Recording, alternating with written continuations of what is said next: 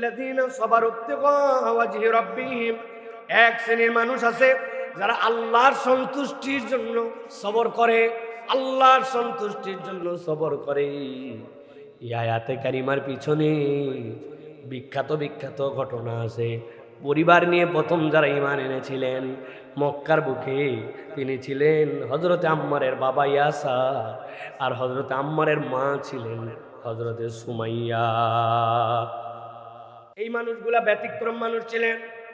আম্মার রাদিয়াল্লাহু তাআলার বাবা যে ছিলেন ইয়াসার, ইয়াসারের বাড়ি কিন্তু মক্কায় ছিল না, তার এক ভাই হারায় গিয়েছিল, তার নাম মালিক ছিল। উনি খোঁজার জন্য ইয়ামেন থেকে আসছিলেন। আসার পরে রব্বুল আলামিন এমন ভাবে কবুল করছেন, ভাই পেয়ে গেছে। ভাই পাওয়ার পরে সাথে সাথে এই ভাইকে পাওয়ার পরে উনি আরেক ভাই আসছে সাথে, তাকে দিয়ে বলছেন তোমরা দুইজন ইয়ামেনে ফেরত চলে যাও, মক্কা আমাকে ভালো লেগে গেছে, আমি মক্কা থেকে যাব না। মক্কায় থাকা 1 বছরের মধ্যে আল্লাহ নবী নবুয়তের ঘোষণা দিয়েছেন। অনেক লোকের কপালে ঈমান আনার সুযোগ হয় নাই, কিন্তু হযরতে সুমাইয়া রাদিয়াল্লাহু তাআলা তিনি আবু হুযায়ফা ইবনে মুগীরা তার গোলাম ছিলেন, বান্দি ছিলেন। আবু হুযায়ফা ইবনে মুগীরা ওই বাড়িতে থাকা অবস্থাতেই হযরতে আম্মারের মা ঈমান এনে ফেলছেন। উনি তাকে স্বাধীন করে দিয়েছেন। স্বাধীন করে দেওয়ার পরে হযরত ইয়াসিরের সাথে তার বিবাহ দিয়ে দিয়েছেন। ইতিহাসে প্রথম ফ্যামিলি, স্বামী মুসলমান, স্ত্রী মুসলমান, সন্তান মুসলমান। হযরত সুমাইয়াকে শাহাদাত বরণ করতে হয়েছে, ইসলামের ইতিহাসে প্রথম শহীদ। এরপরে তাদের ফ্যামিলির প্রতি যে অত্যাচার, যে কষ্ট, তাদের কাছে এসে শুধু একটা কথাই বলতো, একবার বলো তোমরা ঈমান আনো নাই, ঈমান থেকে তোমরা দূরে সরে গেছো।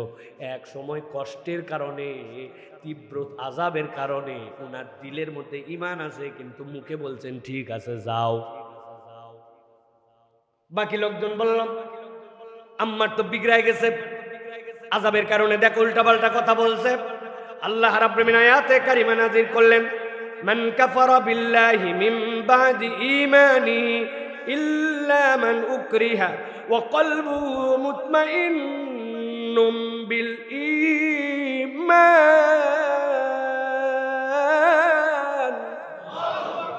আল্লাহ বলছেন কষ্টের কারণে, দুনিয়ার আযাবের কারণে লোকের সামনে সে বলে না না আমি ঈমানের সাথে নাই, মুহাম্মদ সাল্লাল্লাহু আলাইহি ওয়াসাল্লামের সাথে নাই, কিন্তু মুতমাইন্নুম বিল ঈমান, তার অন্তরটা ঈমান দিয়ে ভরা, ঈমান দিয়ে তার অন্তরটা ভরপুর। সুবহানাল্লাহ। আল্লাহ বলছেন তার কোনো সমস্যা নাই। আমি আল্লাহ রাব্বুল আমিন তার ব্যাপারে বললাম, ওয়াল্লাযীনা সাবারু ইবতিগা ওয়াজহি রাব্বিহিম, তুমি যদি আল্লাহ রাব্বুল আমিনের জন্য, আল্লাহর সন্তুষ্টির জন্য সবর করো, আল্লাহ বলছেন এটা হচ্ছে বুদ্ধিমানের পরিচয়। সুবহানাল্লাহ। বিসমিল্লাহির রহমানির রহিম। أفمن يعلم أنما أنزل إليك من ربك الحق كمن هو أعمى إنما يتذكر أولو الألباب الذين يوفون بعهد الله ولا ينقضون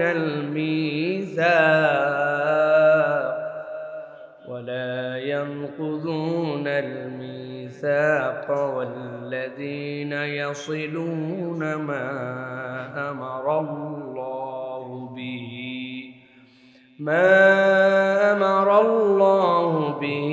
أن يوصل ويخشون ربهم ويخافون سوء الحساب والذين صبروا ابتغاء وجه ربهم وأقاموا الصلاة وأنفقوا مما رزقناهم سرا وعلانية ويدرؤون بالحسنة السيئة أولئك لهم عقبى الدار. وقال الله سبحانه وتعالى إن الله وملائكته يصلون على النبي يا أيها الذين آمنوا صلوا عليه وسلموا تسليما. اللهم صل على محمد وعلى آل محمد كما صليت على إبراهيم وعلى آل إبراهيم إنك حميد مجيد.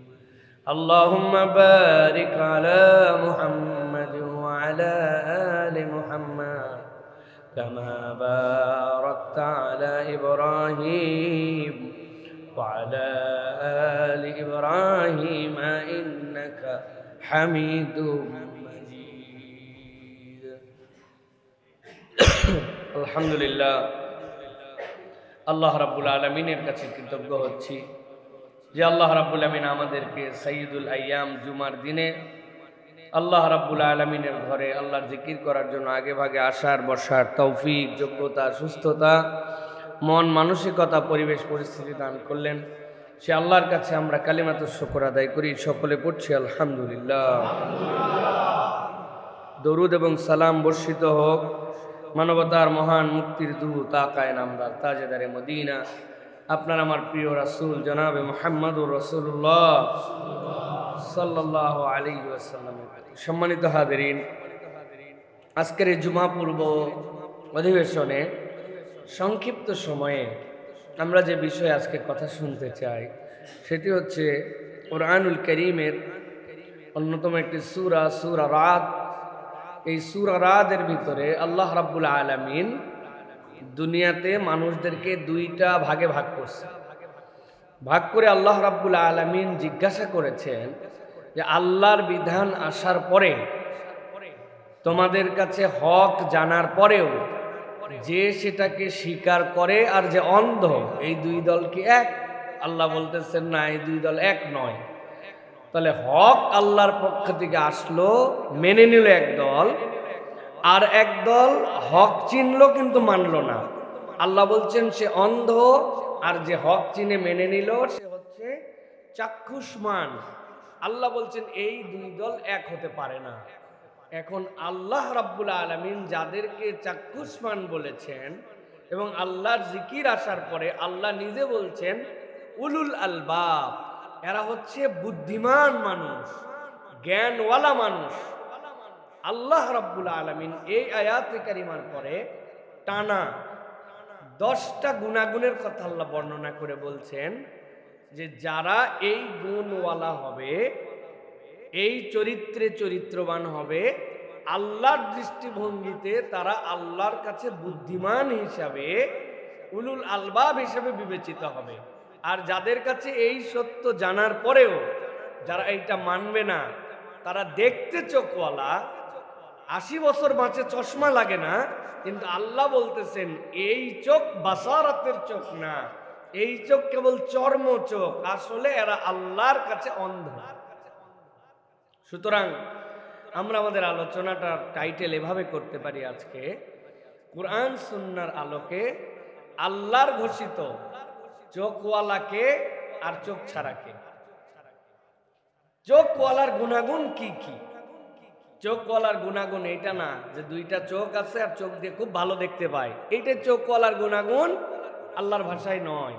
নবী করিম সাল্লাল্লাহু আলাইহি সাল্লামের সাহাবী ছিলেন যিনি দৃষ্টি প্রতিবন্ধী ছিলেন, কিন্তু আল্লাহর নবীর হায়াতে আল্লাহ নবী সাল্লাল্লাহু আলাইহি ওয়াসাল্লাম যুদ্ধ পরিচালনার জন্য গিয়েছেন, আর আল্লাহর নবীর জায়নামাজটার উত্তরাধিকার তাকে বানায় দিয়ে গেছেন।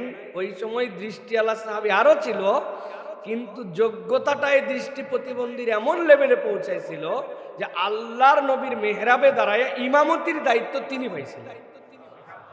তার মানে খালি চোখে দেখা গেলেই এই দেখার নামই এক দেখা নয়। সুতরাং আজকে আমরা দেখব যে বুদ্ধিমান এবং চক্ষুওয়ালার গুণাগুণ কি। কোরআন সুন্নাহ আমাদেরকে কি বলে প্রিয় ভাইয়েরা।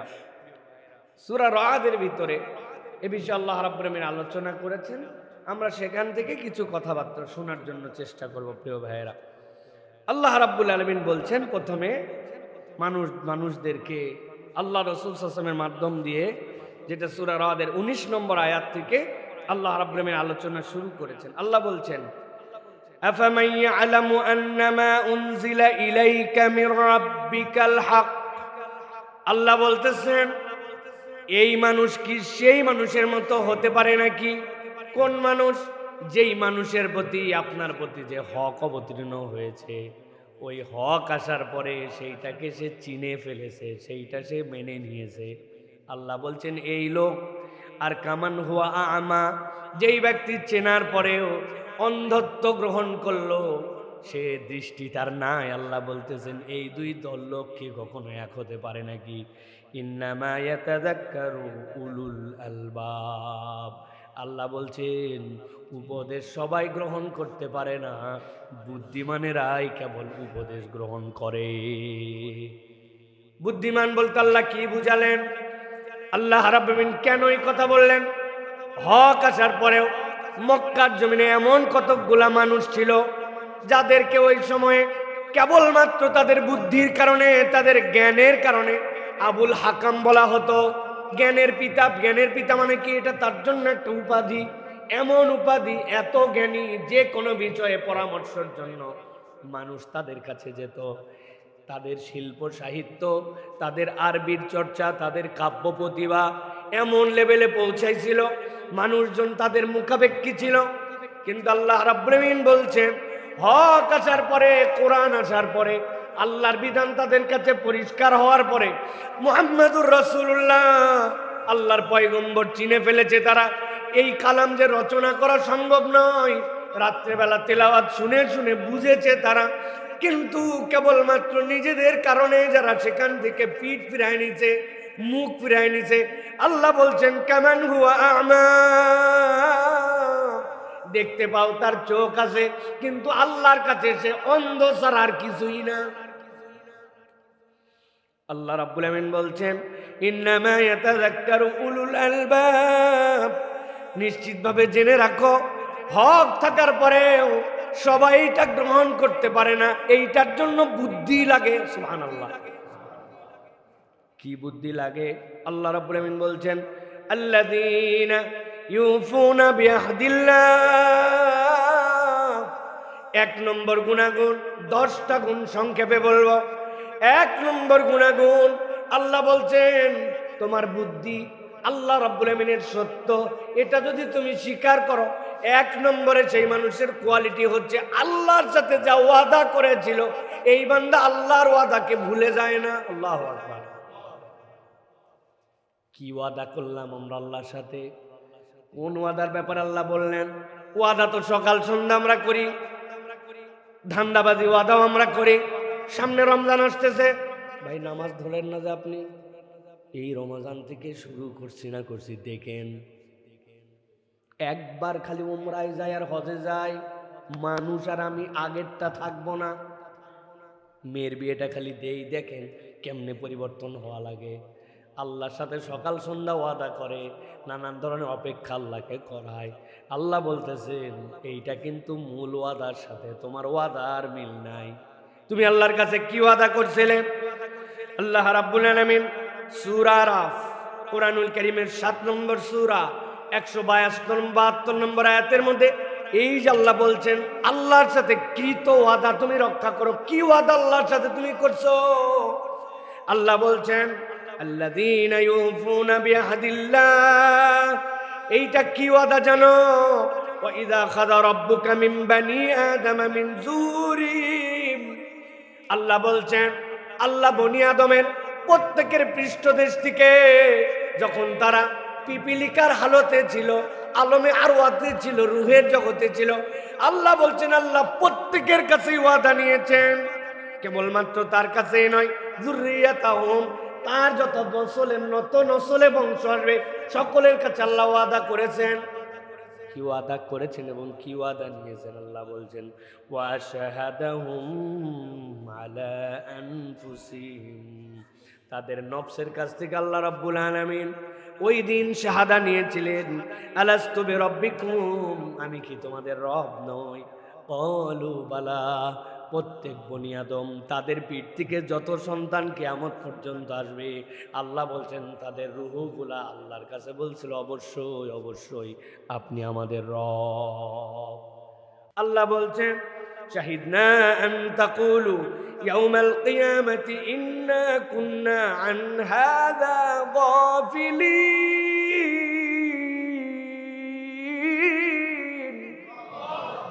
কিয়ামতের দিনে আবার দাঁড় করানো হবে, ডানে দৌড় দিলি যে, বামে দৌড় দিলি যে, আল্লাহর কথা না শুনে ঘোরাফেরা করলি যে, রব হিসাবে আল্লাহকে মানলি না যে, আল্লাহ বলেন সবগুলাকে দাঁড় করানো হবে, স্মরণ করায় দেওয়া হবে প্রত্যেকটা রূপ, প্রত্যেকটা আত্মার সত্য সন্ধানী কেবল তুমি মাত্র তোমার নফস দ্বারা পরিচালিত এলোমেলো করেছ।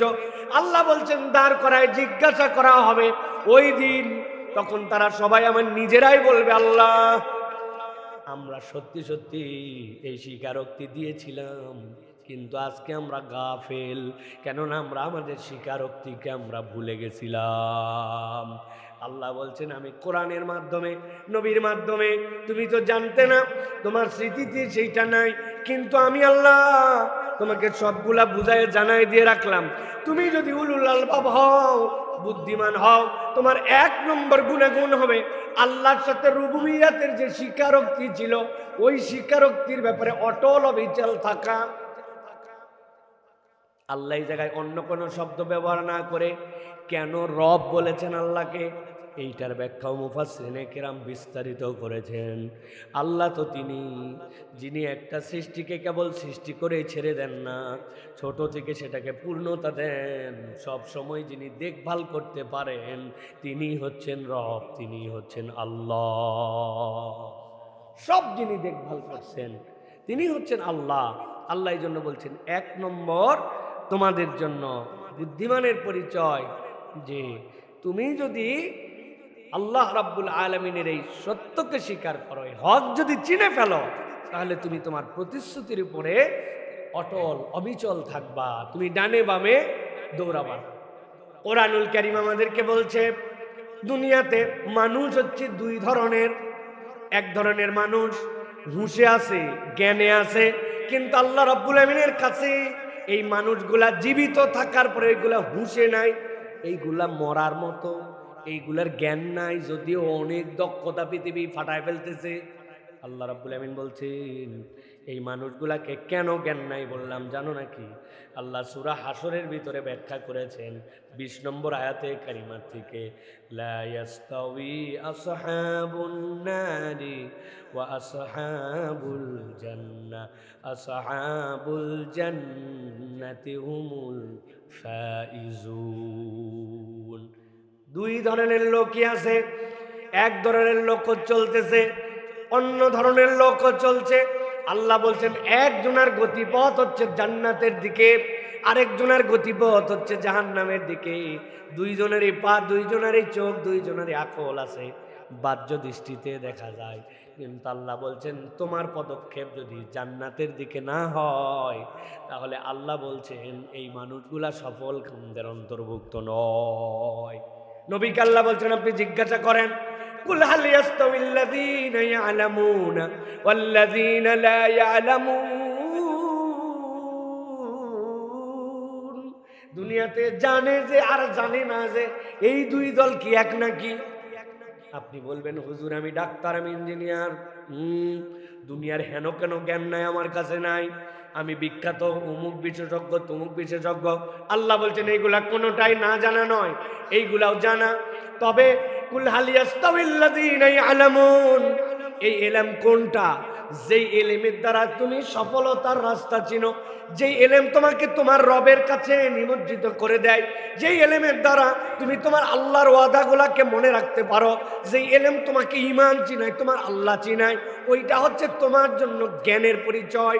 তুমি তখন সজ্ঞান, সব জ্ঞান আছে, আল্লাহ চেনে না, ইসলাম চেনে না, জান্নাতের পথ চেনে না। আল্লাহ বলতেছেন তুমি দেখতে সজ্ঞান হলেও আল্লাহর কাছে অজ্ঞান ছাড়া কিছুই না। এই জন্য আল্লাহ রাব্বুল আলামিন বলছেন ওই মানুষগুলার 2 নম্বর বুদ্ধিমান যদি পরিচয় হয়, 2 নম্বর তার গুণাগুণ কি হবে? আল্লাহ বলছেন ওয়ালা ইয়ানকুযুনাল মিসাক,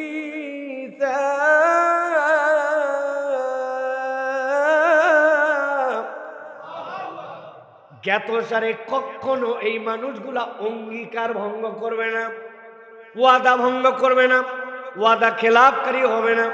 যে ওয়াদা করবে সে অঙ্গীকার, ওই অঙ্গীকারটা সে প্রতিশ্রুতিবদ্ধ থাকবে, আমাকে অবশ্যই অবশ্যই এই অঙ্গীকার আদায় করতে হবে। অঙ্গীকার মানে কি? মুফাসসির এটার ব্যাখ্যা করেছেন এটা 3টা লেয়ার আছে। একটা লেয়ার হচ্ছে মানুষ মানুষের সাথে প্রতিশ্রুতি দেয়, এইটার ক্ষেত্রেও তাকে সতর্ক থাকতে হবে। আল্লাহ নবী সাল্লাল্লাহু আলাইহি ওয়াসাল্লাম বলছেন তোমার বাচ্চাদের কাছেও মিথ্যা প্রতিশ্রুতি দিও না, খেলার ছলেও মিথ্যা প্রতিশ্রুতি দিও না। এইটা হচ্ছে নাম্বার 1। 2 নম্বরে আপনি লিখিত কতকগুলা প্রতিশ্রুতির মধ্যে থাকেন, বান্দা যেন লিখিত প্রতিশ্রুতি ব্রেক না করে। আপনি ঢুকছেন, টার্ম অ্যান্ড কন্ডিশন আছে। চাকরিতে ঢুকছেন, তার একটা নিয়ম আছে। আপনি কোন এক জায়গায় কাজ করেন, তার একটা নিয়ম আছে। ইমানদারের দায়িত্ব জেনে বুঝে আল্লাহর কোরআন সুন্নাহর সাথে যদি সাংঘর্ষিক না হয় কখনো এরকম প্রতিশ্রুতি ব্রেক করবে না।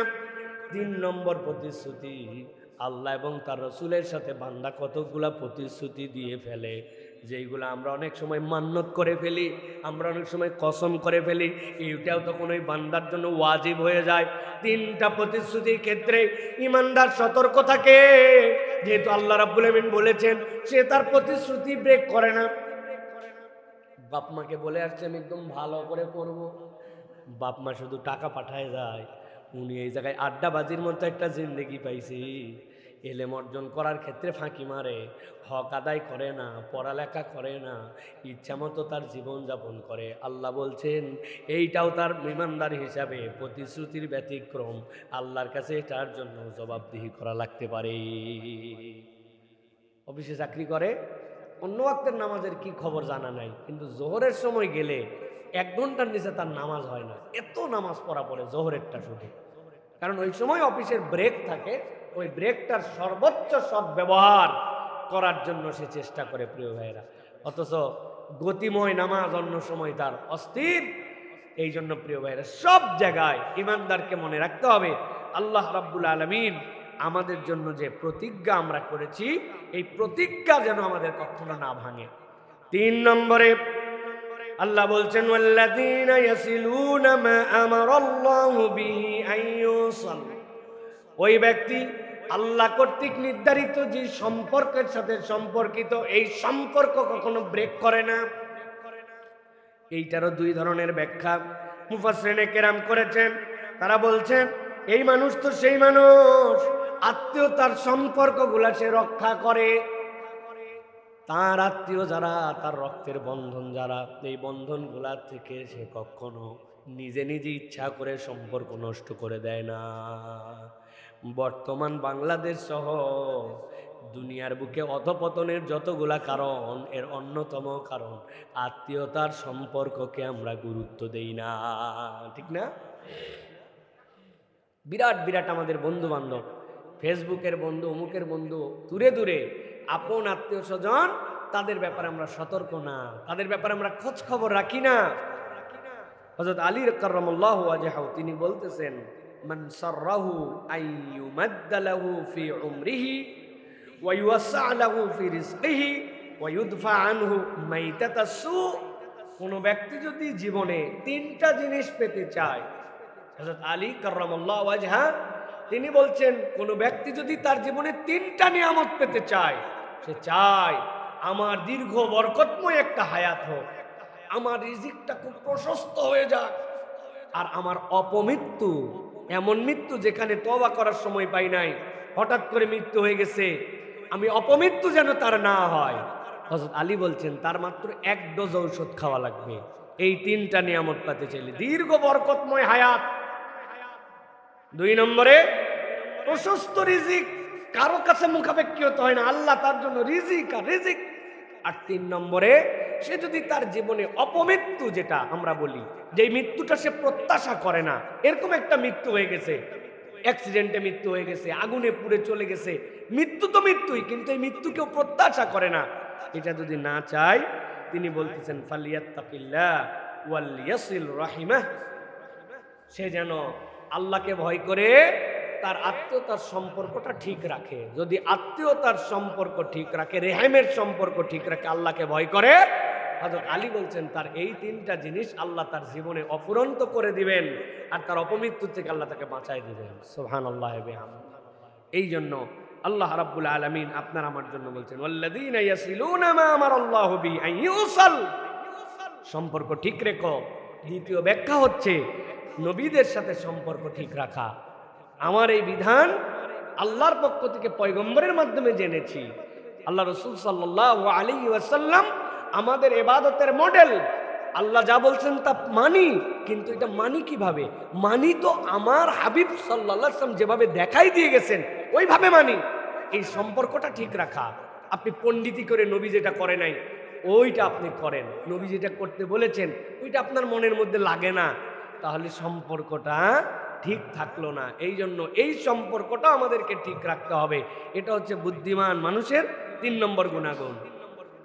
ঐতিহাসিক একটা বর্ণনা আসছে, ইউসুফ ইবনে মেহরান তিনি বলতেছেন যে একবার পারস্যের সম্রাট, সে তখন হযরত মুয়াবিয়া রাদিয়াল্লাহু তাআলা আনহু তখন খেলাফতের আসনে আছেন। মুয়াবিয়া রাদিয়াল্লাহু তাআলা আমিরুল মুমিনিন তখন তার কাছে বলল পরীক্ষা করার জন্য যে এরা নাকি বলছে এরা ওহীপ্রাপ্ত দলের অনুসারী, এরা নাকি বলছে এরা কোরাইশি, তা আমি তোমার কাছে 60টা প্রশ্ন পাঠাবো, এই 60টা প্রশ্নের উত্তর দিলে বুঝবো যে তোমরা সত্যি সত্যি নেতৃত্বের যোগ্যতায় আসো কিনা, বুদ্ধিমান তোমরা কিনা। তো এই পারস্য তো অনেক প্রাগৈতিহাসিক কাল থেকে তারা একটা সাম্রাজ্য লালন করে, জ্ঞানীগুণীর কদর আছে, বিভিন্ন ধরনের মানুষ তারা পোষে, বিভিন্ন ধরনের শয়তানের উপাসনা করে। এইগুলার কারণে অনেক সময় শয়তান জ্ঞান চুরি করে তাদের মধ্যে অনেক ধরনের ইলহাম দিত। সে প্রশ্ন পাঠাইছে যে রোম সম্রাট মুয়াবিয়ার কাছে যে 60টা প্রশ্নের উত্তর আপনি দিবেন। 1 নম্বর জিজ্ঞাসা করছে আল্লাহর কাছে সবচেয়ে প্রিয় বাক্য কোনটা। প্রত্যেকটার পিছনে কারণ আছে, তাদের ধর্ম এবং আমাদের ইসলামের সাথে এমন এমন বিষয় আছে যেইটাতে আপনি যদি বায়াসড হয়ে যান তাহলে আপনি আপনার ধর্মকে প্রায়োরিটি দিবেন। এই জন্য সে জিজ্ঞাসা করেছে যে 1 নম্বর আল্লাহর কাছে সবচেয়ে প্রিয় বাক্য কোনটা, এই উত্তরটা আপনাকে দিতে হবে। 2 নম্বর উত্তর দিতে হবে আত্মা আছে কিন্তু মায়ের পেটে ছিল না, এরকম সৃষ্টি কোনটা। 3 নম্বর জিজ্ঞাসা করেছে যে আল্লাহ ঘোষিত পৃথিবীর শ্রেষ্ঠ মর্যাদা সম্পন্ন পুরুষ এবং নারীকে, এই উত্তরটা দিবেন আপনি। 4 নম্বরে জিজ্ঞাসা করেছে দুনিয়াতে কোন একটা কবর হালতে কবর ছিল কিন্তু চলাচল করছিল কবরটা, এই কবরের পরিচয়টা এবং নামটা জানাবেন। 5 নম্বরে জিজ্ঞাসা করছে একবার মাত্র দুনিয়াতে সূর্যের আলো পড়ছে, আর কখনো এই জায়গাতে সূর্যের আলো আসা সম্ভব নয়, জায়গাটা এবং স্থানের নামটা বলে দিতে হবে। 6 নম্বরে জিজ্ঞাসা করেছে যে কাউস কুজা এটা কিসের নাম, কাউস কুজা কাকে বলা হয়। সর্বশেষ বলছে যে মাজরাবা এটার মানে কি, এইটা আপনারা উত্তর দিবেন। এখন হযরত মুয়াবিয়া রাদিয়াল্লাহু তাআলা আনহু তখন বলছেন যে পরিষদের কাছে যে প্রশ্নগুলা দিয়েছে উত্তর কম বেশি আমরা দিয়ে দিতে পারি, কিন্তু প্রত্যেকটা প্রশ্নের পেছনে কিছু তাত্ত্বিকতা আছে, যে এমন ইউনিভার্সাল উত্তর থাকবে যে উত্তরটা সত্যি একটা হিকমাপূর্ণ উত্তর হয়। তখন তিনি ইবনে আব্বাস রাদিয়াল্লাহু তাআলাকে ডেকেছেন, ইবনে আব্বাস এই প্রশ্নগুলো এসেছে কি উত্তর দেওয়া যায়। তখন ইবনে আব্বাস রাদিয়াল্লাহু তাআলা লিখে দিয়েছেন, ইউসুফ ইবনে মেহরান থেকে সেটার বর্ণনা আসছে। তিনি বলছেন 1 নম্বরটা লেখেন, আল্লাহর কাছে সবচেয়ে প্রিয় বাক্য হচ্ছে সুবহানাল্লাহি ওয়াল হামদুলিল্লাহি ওয়া লা ইলাহা ইল্লাল্লাহ। আল্লাহর কাছে এর থেকে প্রিয় কোনো বাক্য নাই। বান্দা যখন এইটা পড়ে আল্লাহ রাব্বুল আলামিন খুশি হয়ে যান। সুবহানাল্লাহ কি আছে, সুবহানাল্লাহ আল্লাহর পবিত্রতা, আল্লাহর প্রশংসা এবং কালেমা লা ইলাহা ইল্লাল্লাহ এর মধ্যে ঢুকানো আছে। এমন একটা মায়ের প্যাচ আছে এর মধ্যে, এই কথার মধ্যে, যে তারা তো মাজুস, তারা তো খ্রিস্টান, কিন্তু তারাও এটাকে অস্বীকার করতে পারবে না। এক নম্বর উত্তর। দুই নম্বরে, আত্মা আছে কিন্তু মায়ের পেটে ছিল না, বলে এটা তো হযরত আদম আলাইহিস সালাম, আল্লাহ আত্মা ফুৎকার দিয়েছেন। হযরত হাওয়া আলাইহিস সালাম, আল্লাহ আত্মা ফুৎকার করে দিয়েছেন, কিন্তু এই দুইজনকে আল্লাহ মায়ের পেটে রাখেন নাই। আল্লাহ রাব্বুল আমিনের বান্দায় উত্তর লিখে দিয়েছেন। তিন নম্বরে জিজ্ঞাসা করছে, আল্লাহ ঘোষিত মর্যাদাপূর্ণ পুরুষ এবং নারীর নাম কি? আপনার আমার কাছে জিজ্ঞাসা করলে আমরা বলে দিতাম হয়তো একটা, কিন্তু উনি মাথা কাটায় উত্তর দিছেন, এমন উত্তর যেই উত্তরটা তাদের কাছে যেভাবে চাইছিল সেভাবে হয়েছে। তিনি বলছেন আল্লাহর কাছে মর্যাদাপূর্ণ, সবচেয়ে মর্যাদাপূর্ণ পুরুষের নাম হচ্ছে আদম। ওয়া আল্লামা আদামাল আসমাআ কুল্লাহা। আপনি বলতে পারেন মুহাম্মদুর রাসূলুল্লাহ সাল্লাল্লাহু আলাইহি ওয়াসাল্লাম অবশ্যই নবীজি মর্যাদাপূর্ণ, কিন্তু আল্লাহর নবী তো আদমের সন্তান। যেভাবে যার জন্য উত্তর দেওয়া লাগবে, আল্লাহর নবীকে এই জায়গায় ছোট করা হয় না, বরং আল্লাহর নবীর পিতা যদি আদম আলাইহিস সালাম হন, তাহলে তার মর্যাদা আল্লাহ রাব্বুল আমিন আসমানে উঠাইছেন, এর দ্বারা মর্যাদা মুহাম্মদ সাল্লাল্লাহু আলাইহি ওয়াসাল্লামেরও বেড়ে যায়। বলছেন সবচেয়ে সম্মানিত নারীকে, বলছেন তিনি হচ্ছেন হযরত মারিয়াম আলাইহিস সালাম। কেননা অনেক নারীর সম্মান আছে, কিন্তু আল্লাহ কোরআনে হযরত মারিয়ামের কথা নিজে বর্ণনা করেছেন। চার নম্বরে জিজ্ঞাসা করছে কোন কবর চলাচল করেছিল? আল্লাহ নবী সাল্লাল্লাহু আলাইহি ওয়াসাল্লাম থেকে আমরা জানি একটাই কবর দুনিয়াতে চলেছে, আর আল্লাহর কাছে ফরিয়াদ করেছে, লা ইলাহা ইল্লা আনতা সুবহানাকা ইন্নী কুনতু মিনাজ জালিমিন। হযরত ইউনূস পেটের মধ্যে ছিলেন, ওইটা তার জন্য হালতে কবর হয়ে গেছে, কিন্তু কবর তারে নিয়ে নড়াচড়া করছে। কবর এমনভাবে আল্লাহর পক্ষ থেকে আদেশ পাইছে, পরবর্তীতে তাকে উগলায় ফেলে দিতে বাধ্য হয়েছে। আল্লাহু আকবার। এরপরে জিজ্ঞাসা করছে, বলো তো একবার সূর্য পড়েছিল? বলে একবার সূর্য পড়ছে, কেবল এক জায়গায় নয়, 12 জায়গায় পড়ছিল দুনিয়ার বুকে। সূর্য তো অনেক জায়গায় পড়ে, আবার সূর্য তো এমন আছে কখনো সে জায়গায় নাও পড়তে পারে, কিন্তু সূর্য পড়ছিল একবার, এরপর আর পড়ে নাই। প্রশ্নটা ক্রিটিক্যাল, কিন্তু তিনি বলছেন ওই যে সাইয়েদনা মূসা আলাইহিস সালাম, আল্লাহ বললেন কেমনে পার হব, বলে বাড়ি মারো। বাড়ি মারার সাথে 12টা রাস্তা হলো, ওই 12টা রাস্তার দিনের বেলা তখন আলো পড়ছে একবার, এরপরে ফেরাউন যখন আসছে একবারে তলায় গেছে, ওই আলো আর কখনো সেখানে যায় নাই। সূর্য আর মাটি দেখে নাই, আলো গেছে, সূর্য আর মাটি দেখে নাই। এরপরে তিনি বলছেন কাউস কুজা কি? বলছে যদিও পরিভাষা জটিল কিন্তু বিষয় সহজ। এটা হচ্ছে হিকমাপূর্ণ লোকেরা জানে। আকাশে যে রংধনু হয়, 7টা রং যে বিচ্ছুরণ হয়, এটা আলোর প্রতিবিম্বায়নে হয়। আলোর মধ্যে 7টা রঙই আছে, কিন্তু আমরা দেখতে পাই না, প্রতিবিম্বায়নের কারণে ওইটা দেখতে পাই। ওইটাকেই বলে কাউস কুজা। পার্সিয়ানরাই ভাষা ব্যবহার করত। এরপরে জিজ্ঞাসা করছে মাজরাবা কাকে বলে? বলে মাজরাবা দুনিয়ার কোনো রাস্তা নয়, আসমানে যেরকম চলে, আসমানের দুয়ার আছে, ওই দুয়ারে যাওয়ার জন্য দরজা আছে, ওইটা আমরা দেখি না, ফেরেশতারা দেখে। ফেরেশতাদের রাস্তা এবং আসমানের দরজাটার নাম হচ্ছে মাজরাবা। তাদের কাছে উত্তর পৌঁছানোর পরে তারা বলছে ঠিকঠাক মতো বলো, এই উত্তর কে লিখেছে, কে জানাইছে? সাথে সাথে বলা হয়েছে এটা অমুকে জানাইছে। সে স্বীকার করেছে। তখন আমাদের পূর্ববর্তী কিতাবের মধ্যেও লেখা ছিল আল আইম্মাতু মিন কুরাইশ, কুরাইশদের মধ্যে থেকে ইমামত আসবে, এই হিকমত আসবে। আল্লাহ রাব্বুল আমিন কুরাইশদের মধ্যে থেকে মুহাম্মদ সাল্লাল্লাহু আলাইহি ওয়াসাল্লামকে দিয়েছেন, তার উম্মতের মধ্যে থেকে জ্ঞানীরা ছাড়া এই উত্তর দেওয়া সম্ভব নয়। এইটা হচ্ছে বুদ্ধিমত্তার একটা অংশ, যে কোরআন ওয়ালা যদি হয়ে যায়, আল্লাহ রাব্বুল আলামিন তার মধ্যেই জ্ঞানগুলা দিয়ে দেন। এটার নাম বাসারাত। ভুলে যায়, অনেক খুতবাই তো দিতে চায়, বাসারাতের উপর আলাদা একটা খুতবা দেওয়া উচিত, যে বাসারাত কাকে বলে, সূক্ষ্ম জ্ঞানের হিসাবটা কি। এই যে আমরা মানুষকে বলি এই ভাই এই মন দিয়ে শোনেন, ঠিক না ভাই? মন দিয়ে কেমনে শোনে রে ভাই? শুনে তো কান দিয়া, কিন্তু বলেন যে মন দিয়া, দিল দিয়া, দিল দিয়া বুঝেন। দিল দিয়ে কেমনে বোঝে? বোঝে তো ব্রেন দিয়ে, কিন্তু দিল দিয়ে কেমনে বোঝে? এগুলোর প্রত্যেকটার ব্যাখ্যা আছে। এটা হচ্ছে বাসারাত। এই বাসারত কিভাবে হয় মানুষের মধ্যে, এইটার আলাদা হিসাব আছে প্রিয় ভাই। এই জন্য 3 নম্বর, এটা কিভাবে আসে জ্ঞানটা, আল্লাহ এবং তার রাসূলের সাথে সম্পর্ক ছেদ করা যাবে না, নবীর সাথে আপনার সম্পর্ক জুড়ায় রাখতে হবে, তিনি যেভাবে বলছেন কাজটি ওইভাবে করতে হবে। এই পণ্ডিতি করলে এই সুতাটা কেটে যায়। 4 নম্বরে ওয়ায়াখশাউনা রাব্বাহুম, আল্লাহ রাব্বুল আমিনকে ভয় করে চলে। এই ভয় করাটা এমনি এমনি নয়, আল্লাহকে ভয় করার ব্যাখ্যা আছে, সংক্ষেপে কেবল বলে দেয়।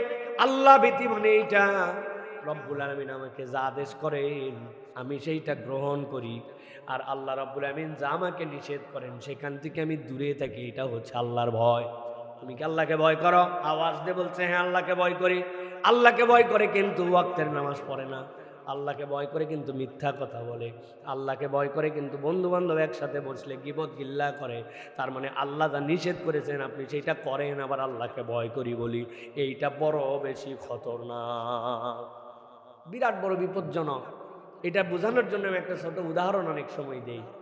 এক লোক চুরি করছে একটা মুরগি, হ্যাঁ, ওই যে ট্রাকে করে মুরগি নিয়ে যাচ্ছে, টান্ডে বের করে একটা মুরগি চুরি করে ধরা পড়ছে। বলেন তো ভাই, যদি ধরা পড়ে এই চোর, তাহলে যারা আশপাশে আছে সুযোগ পাইলে গাড়িওয়ালা মুরগিওয়ালা এর পিটন দিবে কি দিবে না ভাই? মায়ের আছে না নাই? মায়ের আছে। চুরি করছে সে ধরা পড়ছে, বেয়াদব। কিন্তু এই চোর যতটুক মার খাবে বুঝেন তো, আরেকটা চোর চুরি করছে পুলিশের ইউনিফর্ম পরে, একদম ফুল ড্রেস পরা চুরি করছে। এরপরে লোকজন ধরছে, আরে পরে দেখে কি এটা ভুয়া পুলিশ, ও নিজে নিজে ড্রেস বানাইছে, বানায়া পুলিশ আসছে, সাইজে চুরি করছে। মায়ের কি একটা না ডবল? প্রথমে জনগণ কর্তৃক মার, এরপরে থানায় নিয়ে যাবে, ওরে তুই পুলিশ আসছিস তাহলে তোর খবর আছে।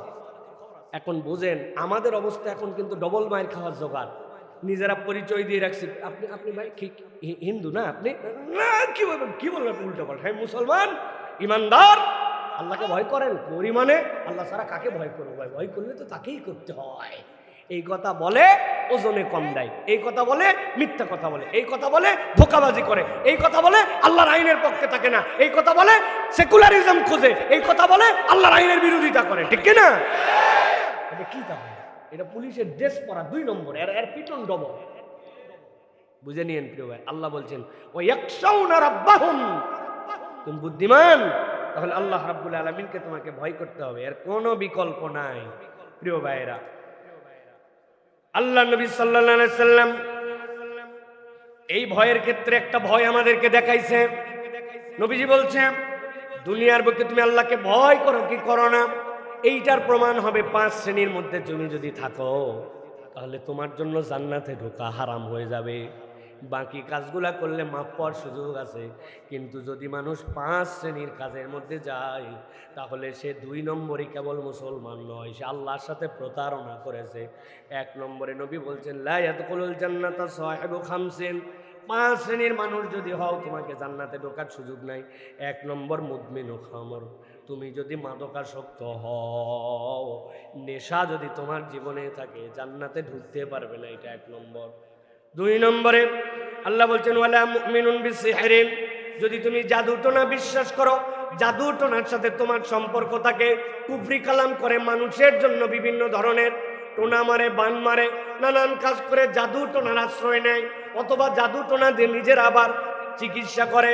3 নম্বরে নবী বলছেন ওয়ালা কাতিউর রাহিমিন, আল্লাহ রাব্বুল আমিন আত্মীয়তার বন্ধন দিয়েছিল, তোমার আজকে সামাজিক স্ট্যাটাস বড় হয়ে গেছে, তুমি তোমার আত্মীয় ছিল না, তুমি তোমার পরিচয় দাও না, তোমার রক্তের সম্পর্ককে তুমি গুরুত্ব দাও না, এই রক্তের সম্পর্কের কাটা বলে তোমার জন্য বিপদ, তোমার কিন্তু জান্নাতের রিহ হবে না। 4 নম্বরে নবী বলছেন ওয়ালা কাহিন, জ্যোতিষী যদি হয়, হাত দেখে পাখি দিয়া বিভিন্ন ধরনের জ্যোতিষীপনা করে, এই জ্যোতিষী যদি হয়, কেউ যদি মনে করে যে এই কাজ করবে, এই চর্চা করবে, তাহলে জান্নাতে যেতে পারবে না।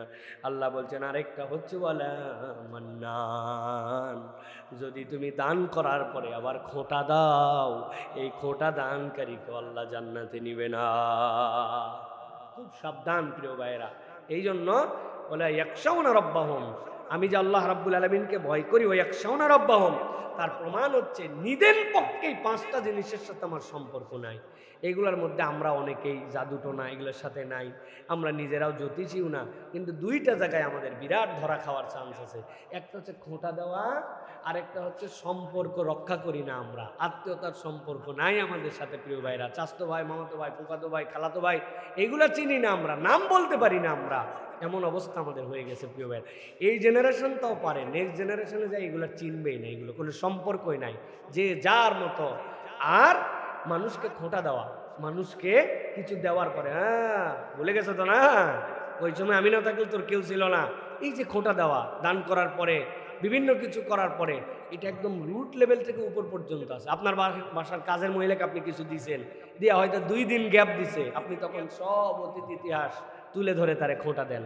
এইটা আপনার দানও শেষ, আল্লাহ রাব্বুল আলামিনের জান্নাতও শেষ। আল্লাহ এটা এত অপছন্দ করেন, এই জন্য নবী বলছেন, ওয়ালা মান্নান, তুমি যদি মানুষকে খোঁটা দাও, দান করার পরে, তাকে কোনো একটা কিছু উপকার করার পরে ওটার খোঁটা দাও, তাহলে জান্নাতে যেতে পারবে না। অতএব আল্লাহকে ভয় করে এখান থেকে আমাদেরকে বেঁচে থাকার জন্য চেষ্টা করতে হবে। প্রিয় ভাইয়েরা, এরপর আল্লাহ রাব্বুল আলামিন বলছেন, ওই মানুষের জন্য 5 নম্বর গুনাহগুণ হচ্ছে ওয়াখাফুনা সুআল হিসাব, আল্লাহর কাছে সব সময় হিসাবের খারাপের বিষয়ে এসে সতর্ক থাকবে।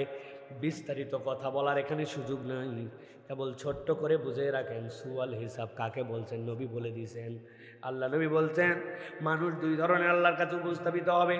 আম্মা মান উতিয়া কিতাবাহু বিয়ামিনি, এক শ্রেণীর হাতে আমল নামা ডান হাতে দেওয়া হবে। ফাসাউফা ইউহাসাবু হিসাবান ইয়াসীরা, ডান হাতে আমল নামা মানে তার হিসাব সহজ হয়ে যাবে। আল্লাহ বলছেন, ওয়ায়ানকালিবু ইলা আহলিহি মাসরুরা, খুশিতে লাফাতে লাফাতে আত্মীয় স্বজনের কাছে চলে যাবে। ওয়া আম্মা মান উতিয়া কিতাবাহু, আল্লাহ বলতেছেন আরেক শ্রেণীর কিতাব দেওয়া হবে, ওয়ারা যাহরিহি, সামনে থেকে আসবে না, পিছন থেকে তার কিতাব আসবে। এই পিছন দিকের কিতাব মানেই হচ্ছে তার জন্য বাম হাতের কিতাব। আল্লাহ বলছেন, ফাসাউফা ইয়াদউ সুবুরা, সাহায্যকারী ডাকবে কিন্তু কাউকে পাবে না। ওয়াসলা সাইরা ইন্নাহু জান্না আল্লা ইয়াউর, এই মানুষের ধারণা ছিল আমাদের তো কিছুই হবে না। এখন কথা হচ্ছে পিছন থেকে কিতাবের মানে কি? বাম হাতে যাদের কিতাব আসবে, আল্লাহ নবী বলছেন তাদের হাতকে পিছনে টেনে নিয়ে বক্ষকে ভেদ করে দেওয়া হবে। ফেরেশতা ধাক্কা দিয়ে হাত বুক চিড়ে সামনে বের করে দিবে।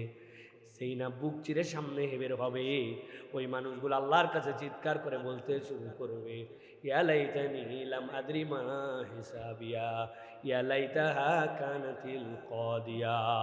মৃত্যু যদি শেষ হতো, হিসাব যদি দেওয়া না লাগতো, কিতাব যদি না আসতো, নবী বলছেন দুনিয়ার মানুষ কেউ যেন এই প্রত্যাশা না করে, ইকরা কিতাবাক, তুমি তোমার কিতাব পড়ো, এইটা বলা মানেই তার জন্য সুল হিসাব। ওই মানুষকে যদি কিতাব পড়তে দেওয়া হয়, তার মানে সে আর হিসাব দিতে পারবে না। এই জন্য আল্লাহর কাছে একমাত্র আমাদের আবেদন, আল্লাহ ডান হাতে কেবল আমল নামা নয়, বরং রব্বুল আমিন তুমি আমার হিসাবই নিও না। হিসাব চাইলেই সে আর হিসাব দিতে পারবে না। আল্লাহু আকবার। হিসাব কর মানে ফাঁসে গেছে। এই জন্য রাসূলুল্লাহ সাল্লাল্লাহু আলাইহি ওয়াসাল্লাম বলছেন, আল্লাহর কাছে দোয়া করছেন, আল্লাহুম্মা হাসিবনি হিসাবান ইয়াসীরা। হিসাব ইয়াসিরের ব্যাখ্যায় সব মুহাদ্দিস বলতেছেন এর মানে হচ্ছে বিনা হিসাবে সব সময় প্রত্যাশা করে। আল্লাহ বলছেন কি প্রত্যাশা করে? সে আল্লাহকে বলতে থাকে, আল্লাহ ওয়া ইয়াখাফুনা সুআল হিসাব, আল্লাহ আমার জন্য বাজে হিসাব না হয়, আল্লাহ এখান থেকে তুমি আমাকে বাঁচাও। এটা বুদ্ধিমান মানুষের স্ট্র্যাটেজি, পদ্ধতি। সে তার চলাফেরার ক্ষেত্রে এই কৌশলটা নিয়ে সামনে রাখে, এটাকে সামনে রেখে সে চলাফেরা করে। সুতরাং মানুষ অনেক সময় অনেক কাজ করে, স্টেটমেন্টটা তার থেকে নিয়ে তারপরে কথা বলা ভালো। দূর থেকে কোনো কথা বলে দিলে অনেক সময় বিপজ্জনক হয়ে যায়, কেননা সে কোন পরিবেশ পরিস্থিতিতে এটা বলেছে আমরা কিন্তু সব কিছু জানি না। এই জন্য দূর থেকে অনেক কথা শুনে সেটা বাজার দিয়ে দেওয়া এটা আমাদের জন্য দায়িত্ব নয়। সাথে মনে রাখতে হবে যে আল্লাহ রাব্বুল আলামিনের সন্তুষ্টির জন্য আমাদেরকে সব সময় আল্লাহর দিকে তাকায়া আমাদের কাজগুলি করার জন্য চেষ্টা করতে হবে। প্রিয় ভাইরা, এরপরে 7 নম্বরে আল্লাহ বলছেন বুদ্ধিমান মানুষের পরিচয় কি? ওয়া আকামুস সালাহ, তারা সালাত কায়েমকারী হয়, তারা সালাত প্রতিষ্ঠার সাথে জড়িত হয়। পৃথিবীতে এরকম কোনো চান্স নাই যে আপনি বলবেন আমার ঈমান ঠিক আছে, আমার মুসলমানিত্ব ঠিক আছে, আমি আল্লাহর গোলাম, আর আপনি সালাত আদায় করেন না, এরকম কোনো সিস্টেমই নাই আল্লাহর দুনিয়াতে। মুসলমানের সাথে সালাত নাই, তার সাথে ইসলাম নাই, তার সাথে ঈমান নাই, তার সাথে কিচ্ছু নেই। বাস সাফ সাফ কথাবার্তা। আপনি খালি জামে মসজিদের জুমার দিনের মুসল্লি, বাকি নামাজ কালামে আপনার খবর নাই, আর আপনি বগল বাজায় বলেন আমার ঈমান ঠিক আছে। এত সস্তা কারবার এইটা না, বুঝে নিয়ে নেই এটা প্রিয় ভাই। এই জন্য আল্লাহ বলছেন এটা 7 নম্বর। 8 নম্বর আল্লাহ বলছেন ওয়ানফাকু মিম্মা রাযাকনাহুম সিররাও ওয়া আলানিয়া, আল্লাহ দেওয়া সম্পদ থেকে তারা প্রকাশ্যে গোপনে দান করতে থাকে, তাদের দান কোনো সময় বন্ধ হয় না। কিছু দান ইচ্ছা করে করে যাতে অন্য মানুষ উৎসাহিত হয়, কিছু দান আছে জানাতেই হয়, না জানে উপায় নাই। আপনার জাকাত, আপনার ফিতরা, এগুলা তো জানাই দিয়ে দিতে হয়। কিন্তু ওই বান্দার জীবনে আবার কেবল প্রকাশিত দান নয়, কিছু অপ্রকাশিত দানও তার জীবনে আছে। এইটাও সে বিবেচনায় রাখে। সব প্রকাশ করে দিব না, কিছু আমার আছে, আমার বউ জানে না, বাচ্চা জানে না, কেউ জানে না, দুনিয়া জানে না, খালি আমি জানি। ওসখস করে ভিতরে, কিন্তু এটা বলে না। আল্লাহ বলছেন এটা বুদ্ধিমানের পরিচয়। সেই কিছু আল্লাহর কাছে, আল্লাহর তার মধ্যে কিছু সম্পর্ক রাখার জন্য কিছু জিনিস রেখে দিছে আল্লাহর কাছে, যেন পার্সোনালি ওই দিন যাওয়ার পরে বলতে পারি আল্লাহ দুনিয়ার কারোর জন্য এটা করি নাই, কেউ জানবে না কেমনে দিয়েছিলাম। এরকম কিছু কাজ সে করে।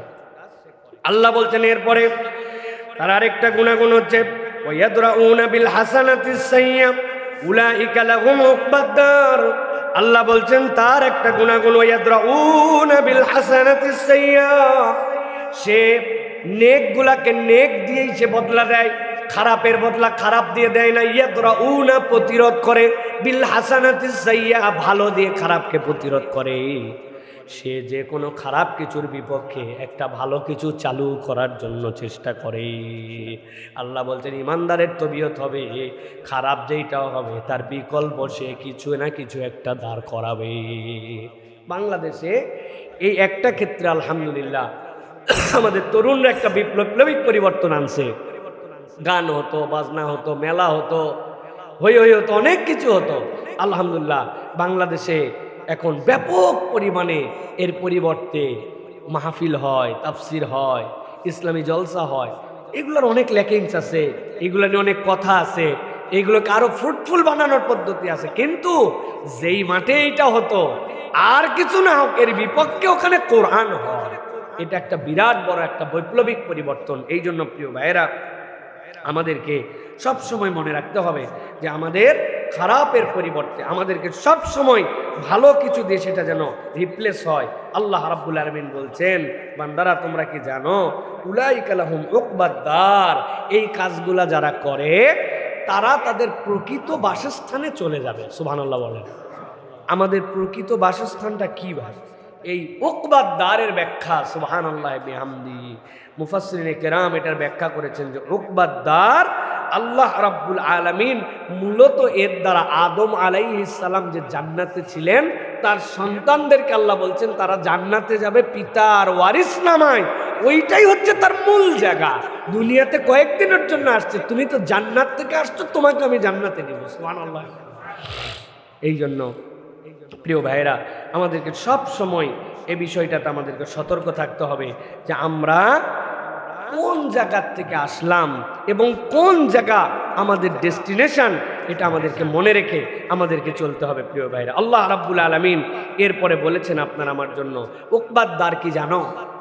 জান্নাতু আদনিন ইয়াদখুলুনাহা ওয়া মান সালাহা মিন আবাইহিম ওয়া আজওয়াজিহিম ওয়া যুররিয়াতিহিম ওয়াল মালাইকাতু ইয়াদখুলুনা আলাইহিম মিন কুল্লি বাব। আল্লাহ বলছেন এই দুনিয়ায় যদি কোনো একটা আনন্দ হয়, ওই আনন্দে তোমারে কেবল দাওয়াত দিছে, মনের মধ্যে কষ্ট হয় আমার ফ্যামিলি আছে, আমার বাচ্চা আছে, আমার বাপ মা আছে, ভালো কিছু খাইলে, ভালো কিছু দেখলে, ভালো কোথাও গেলে ফুল ফ্যামিলি না হলে আমার আনন্দ হয় না। আল্লাহ বলছেন উকবাদ-দার ওই জায়গায় যদি যাও আর তোমার এই বুদ্ধিমানের সাথে যদি তোমার সন্তান থাকে, তোমার স্ত্রী থাকে, তোমার পরিবার থাকে, আল্লাহ বলছেন সবগুলাকে এক জায়গায় করব। তবে এক জায়গায় করলেও ফেরেশতারা চারিদিক থেকে আসবে, ইয়াদখুলুনা আলাইহিম, তাদের কাছে ঢুকতে থাকবে এক এক দিক থেকে, আর সাথে সাথে তারা বলতে শুরু করবে তোমাদের জন্য শান্তি আর শান্তি। আল্লাহ বলছেন এই যে ডাকটা তুমি শুনলা, এই বুদ্ধিমানদের শেষ পরিচয় আল্লাহ বলছেন ওয়াল্লাযীনা আমানু ওয়াত্তাবা'তুহুম যুররিয়াতুহুম বিঈমানিন আলহাকনা বিহিম যুররিয়াতুহুম ওয়া মা আলাতনাহুম মিন আমালিহিম মিন শাইء। আল্লাহ বলছেন তোমার পরিবার পরিজন যদি এটার সাথে যুক্ত হয় কতই না ভালো হয়। তুমি খালি একাই নামাজি, তোমার বাচ্চার জন্য খবর নেও না। তুমি একাই কেবলমাত্র ইমানের উপরে আসো, অথচ আরেকজনকে ইমানের জন্য তাবলীগ করো না। তুমি সৎ পথে চলতেছো, আরেকজনকে কেন ডাকো না? আল্লাহ বলছেন তোমার পরিচয় পরিবারকে সকলকে যদি এইটার উপরে তোমরা এই রাস্তার উপরে উঠতে পারো, আমি আল্লাহ জান্নাতে তোমাদেরকে এক জায়গায় মিলিত করে দেব। সুবহানাল্লাহ, তোমাদেরকে এক জায়গায় নিয়ে যাব। আল্লাহ রাব্বুল আলামিন বলতেছেন একটা আমলও তাদের নষ্ট করা হবে না, যে যার হিসাব পেয়ে যাবে। আল্লাহ বলছেন সালামুন আলাইকুম বিমা সাবারতুম ফানি'মা উকবাদ-দার। তোমাদের জন্য সালাম, তোমরা যে আল্লাহর বিধানের উপরে সবর করেছিলে, এটা হচ্ছে অন্যতম একটা গুণ। বিমা সাবারতুম, এই সবরের লেয়ার আছে, as-সাবরুল উলিয়া, সবরে সুগরা। আমি অনেকবার এই মসজিদে বলেছি আমরা সব সবরে সুগরার সাথে আছি। ছোট সবর আমরা করি, ভাই শরীর কেমন, অনেকদিন ধরে অসুখ, ভাই আল্লাহ দিছে আলহামদুলিল্লাহ, তারপরে মেনে নিয়ে আসি সবর। এটা কিন্তু সবর, এটাও গুড সবর, কিন্তু সবরের নিচের সবর এটা। বাচ্চা কাচ্চা কয় ভাই কথাবার্তা শোনেন এখনকার বাচ্চা কাচ্চা, কিন্তু কি করবো মেনে নিয়ে তারপরেও বুঝাই, তারপরেও ডাকি, সবর। এটা আপনার সবর, কিন্তু এটা ছোট সবর। সবরের টপটা কি? সবরের টপটা হচ্ছে মা আমার আল্লাহ বিক, আপনাকে আল্লাহ যা ফরজ করছেন ওইটার থেকে আপনি কখনো পদস্খলন হন না। আল্লাহ যা আপনার জন্য হারাম করেছেন ওটা একসেপ্ট করেন না, এর নাম সবরে উলিয়া। আপনি সুন্দর করে সুদের কারবারের সাথে জড়িত আছেন, আপনি হারামের সাথে জড়িত আছেন, বেহায়া বেলাল্লাপনার সাথে আপনি জড়িত আছেন, আপনি আল্লাহ নিষিদ্ধ হুদুদ মানেন না, আপনার পরিবার পরিজনের মধ্যে পর্দা পুশিদা নাই, কিন্তু আপনি আল্লাহ রাব্বুল আলামিন অসুখ দিচ্ছেন, বিরাট সবর করে আছেন, একটু রিজিকের টানাটানি আল্লাহর উপর তাওয়াক্কুল করে আছেন। আপনার সবরের বুঝ হয় নাই প্রিয় ভাইরা। অতএব আল্লাহ রাব্বুল আলামিন বলছেন সালামুন আলাইকুম বিমা সাবারতুম ফানি'মা উকবাদ-দার। এটাই শেষ কথা আল্লাহর তোমাদের জন্য। উকবাদ-দার, ওই তোমাদের প্রকৃত স্থানে তুমি যেতে পারবা। কি জন্য? এই যে উলুল আলবাবের যে গুণাগুণ, এইটার উপর সবর করেছিলে। তোমার আত্মীয় তোমার সাথে খারাপ ব্যবহার করছিল, এমন আচরণ করছে, এর সাথে সম্পর্ক রাখা মানুষের দ্বারা সম্ভব না। আপনি চিন্তা করছেন না না না, ও ওরটা করুক, আমি আমার দিক থেকে দায়িত্বপূর্ণ আচরণ দায়িত্বছি। এই সবর করা মুখে বলা সহজ, কাজে করা কঠিন। আল্লাহ বলছেন তুমি নাই সবরের উপরে ছিলে, আমার আল্লাহ বলছে তুমি এখান থেকে দূরে যাও নাই, তুমি না ভালো কাজের সাথে জড়িত ছিলে, তুমি না আল্লাহ রাব্বুল আলামিনের দেখা, এত দেখা চলো ডাইরেক্ট চলে যাও, তোমরা তোমার জান্নাতে ঢুকে যাও, পরে এদেরকে আমি দেখতেছি, দেখে আল্লাহ বলবেন আমি জান্নাতে তোমাদের সাথে দেখা করার জন্য আসছি। এগুলোকে বানায় আছে, এইগুলো করা না, এ বানানো মানে সাইজ করা। প্রিয় ভাইরা, এই জন্য আমাদেরকে বুদ্ধিমানদের কাছে আত্মীয়তার সম্পর্ক আল্লাহ যা রক্ষা করতে বলছেন, সম্পর্ক রক্ষা করতে হবে, আল্লাহকে ভয় করতে হবে। ও আযাব আমার যেন হিসাবে আল্লাহর কাছে যেন খারাপ হিসাব